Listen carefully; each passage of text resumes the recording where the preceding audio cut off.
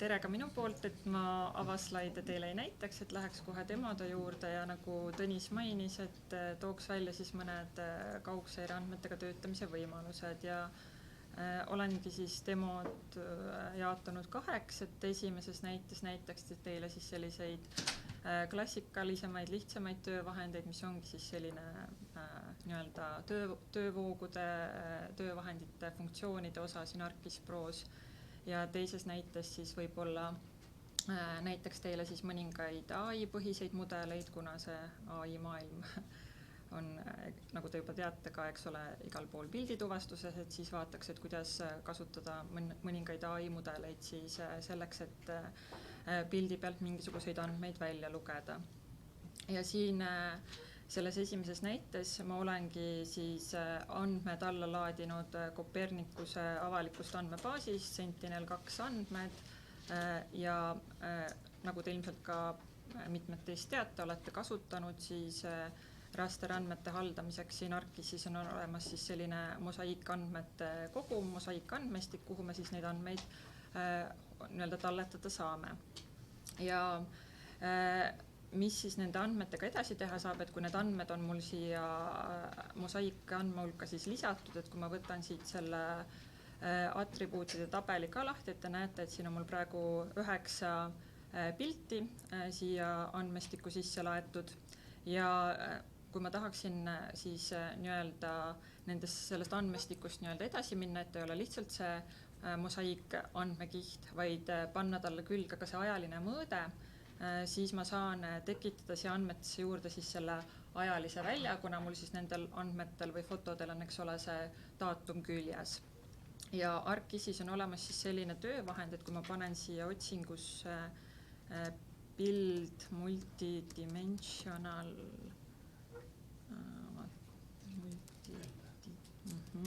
väike kirjaviga.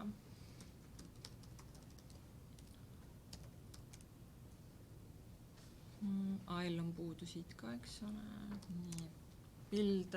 multidimensional info. Et ma olen siis sellele sammale Sentineli andmestikule, kus mul on need pildid siis sisse laetud, rakendanud seda töövahendit, määranud ära siis talle külge selle ajalise mõõtme, et nagu ma näitasin, mul andmetesse on juurde tekitatud siis ajaväli ja kui ma selle siin ette näitan, siis mis ta teeb, see töövahend on siis see, et ta oskab siis panna külge selle ajalise infoga siis sellele mosaiikandmehulgale. Ja tänu sellele tekib siia mul ka siis selline lisatööriistariba multidimensional, mis siis põhimõtteliselt lubab mul siis siit andmehulgast neid andmeid hakata välja pärima. Et siin praegu minul on 9 fotot, eks ole, et neid andmeid võiks siin olla siis või pilte võib siin olla siis palju rohkem. Ja ma saan siis kõigepealt lihtsalt visuaalselt nende slaisside või ajahetkede vahel siis liikuda ja vaadata siis, millist pilti ma sooviksin näiteks analüüsiks edasi kasutada, et teatud piltidel on pilved, mida ma ei soovi kasutada ja nii edasi. Ja te näete, et siia tekivad ka siis sellised lisatöövahendid, mis siis tegelikult võimaldavad ka siis näiteks mingisugust trendi analüüsida. Selle trendi puhul on siis oluline see, eks ole, et see andme nii-öelda slaisside hulk peab olema suurem kui 9, et seal oli vist 12 oli see miinimumpiltide arv, mis lubab siis seda töövahendit kasutada. Aga kui ma olen siis nii-öelda visuaalselt võib-olla neid pilte siin vaadanud siis, et kus on piisavalt pilvevaba see piirkond, siis ma saan sellest andmestikust siis need konkreetsest ajahetkest slaissid välja pärida. Ja siit ma olengi siis teinud väljavõtte 2 pildile, et üks on siis maist 2025 ja teine siis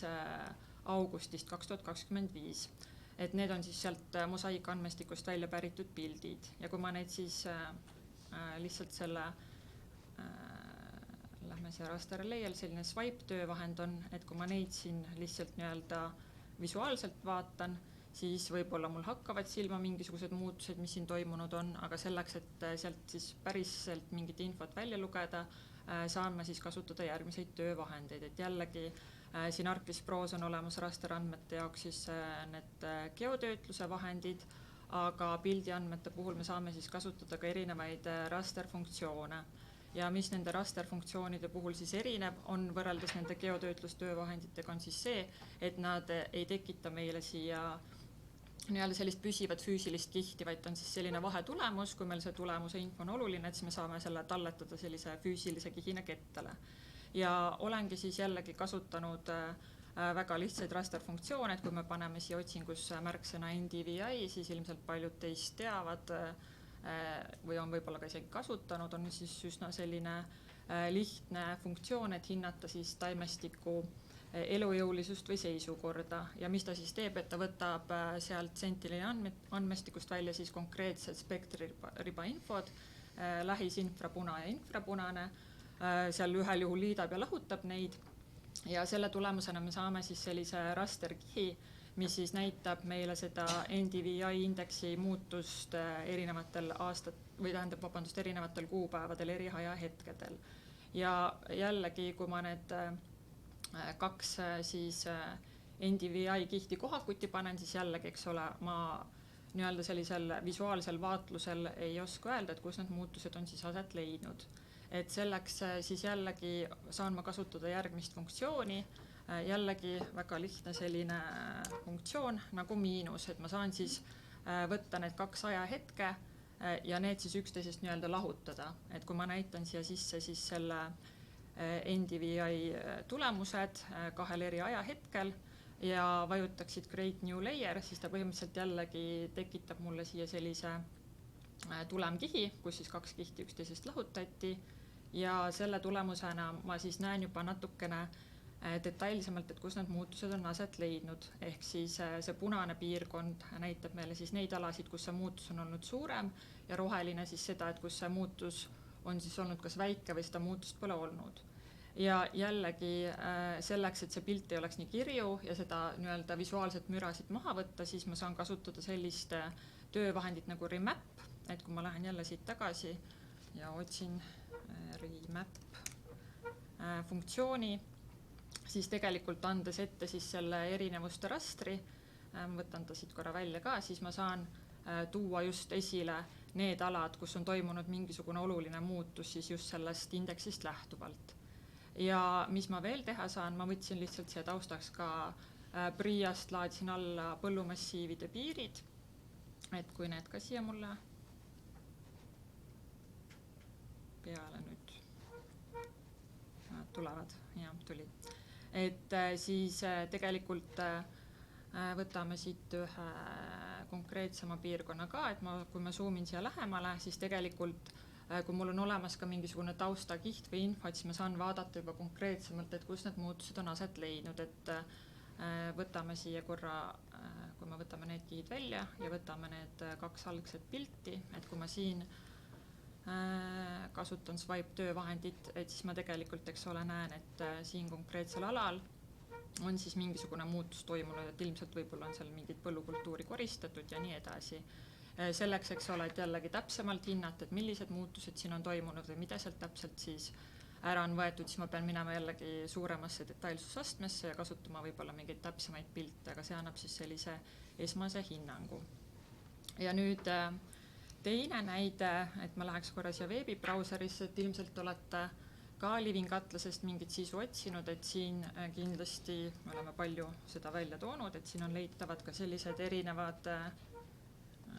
paneme niipidi, masinõppemudelid. Osasid on teile ka siis juba tutvustatud siin erinevate demode käigus, näiteks laevade tuvastamist, aga tooksin siis välja jällegi ühe sellise uuenduse, et kui ma panen siia sellise märksõna veel nagu SAM, siis siia on nüüd 2026 aasta seisuga lisandunud uus selline mudel, mis võimaldab siis jällegi meil teha sellist tekstipõhist tuvastust pildi pealt, et kui tavaliselt on see töövoog pigem selline, et meil on mingid treeningandmed, näiteks me tahame tuvastada, ma ei tea, laevusid, autosid, siis meil peavad olema mingid treeningandmed, mis on siis mingi konkreetse andmestiku pealt õpetatud, siis see metamudel siis lubab meil ka kasutada siis oma andmete peal selliseid tekstiprompte siis, või mis see õige sõna eesti keeles on. Ja siin on siis, kui ma eile mainisin seal avasessioonil, et Hades jagas oma andmeid, et siis ma näitasin teile seda mesh-mudelit, aga tegin siis nendest andmetest ka ortofotomosaiigi ja see on siis üks fragment lihtsalt sellest, et see ei ole siis see terve ala, tegin natukene seda ala väiksemaks. Ja kui ma siin ringi liikusin ja vaatasin, et siit siis oli hästi näha näiteks autosid ja ka päikesepaneele ja proovisingi siis kasutada seda konkreetset mudelit, mis ma siis siin ka välja tõin, et selleks, et seda mudelit siis kasutada, ma kõigepealt laadsin ta alla endale arvutisse ja nüüd tagasi ArcGIS Prosse liikudes leidsin siis sellise töövahendi nagu Detect Objects Using Deep Learning. Ja siin siis väga palju sisendit ei ole vaja anda, et mul peabki olema siis vastav rasterpilt ja kui me läheme siia tagasi, et tegelikult siin on tavaliselt üsna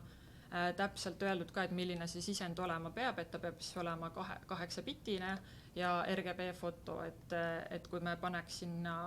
selle foto mingite teiste parameetritega, et siis see tuvastus ilmselt meil väga hästi ei õnnestu, et seda peab ka siis siinkohal jälgima või järgima, et milline see sisend peaks olema. Ja läheme tagasi ArcGIS Prosse. Siin ma siis näitan ette, eks ole, selle ortofoto või mis iganes satelliidifoto, siis kirjutan siia siis nii-öelda selle asukoha, kus need andmed mul talletatakse ja seejärel, mis ma siin talle ette pean andma, ongi siis nii-öelda see tekstiline kirjeldus, et mida ma siit siis andmed või siit pildi pealt tuvastama tahan hakata. Et kuna mina proovisin autosid tuvastada, siis ma kirjutasingi siia lihtsalt inglise keeles märksõna car. Eile oli küsimus, et kas eesti keeles töötab, ma eesti keeles ei ole proovinud, ma arvan, et töötab, et võime proovida. Aga ma seda nii-öelda siin laivis käima ei lase, et ta võtab natukene aega, et ta ei ole päris selline 1 minuti jooksutamine, aga kui ma siit selle käima panin ja natukene ootasin ja zoomin siit välja, et siis ta tegelikult isegi selle teksti kirjelduse põhjal päris hästi leidis siit ortofoto pealt üles siis need autod ja joonistas neile siis punased kastid ümber ja kui ma võtan siit selle atribuutide tabeli ka ette, siis ta tuvastas mul siin sellel fotol siis 342 autot ja kirjutab juurde ka, eks ole, siis selle tuvastuse nii-öelda tõenäosus, et siin me näeme, et osad on ka siin 0,5 skoori juures, et kui me sinna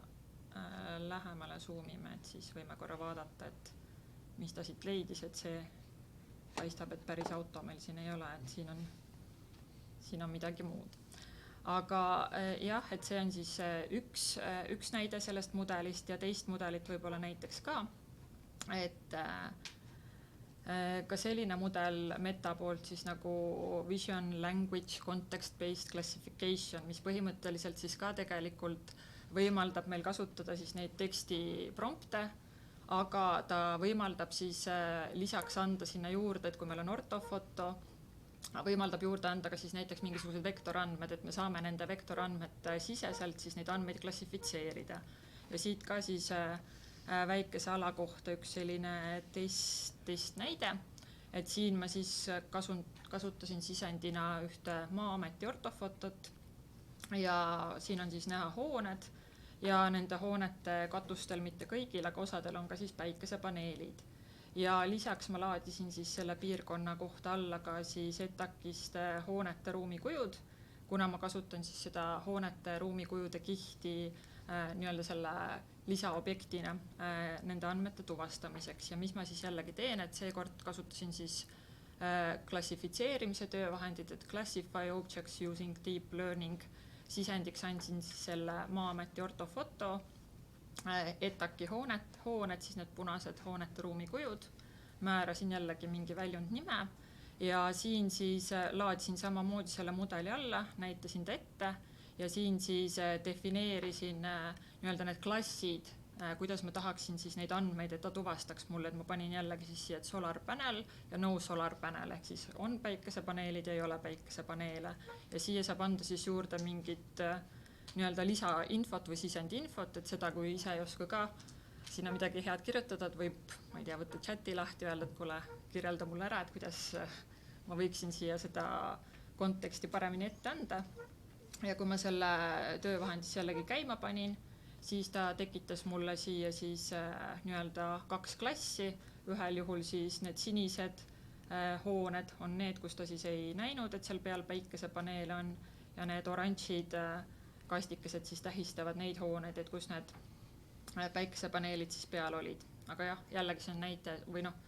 üsna väike ala, et suuremate alade puhul võib-olla see tulemus ei pruugi alati nii hea olla. Et need oleksid siis minu poolt sellised näited, et kui on küsimusi, siis võite küsida.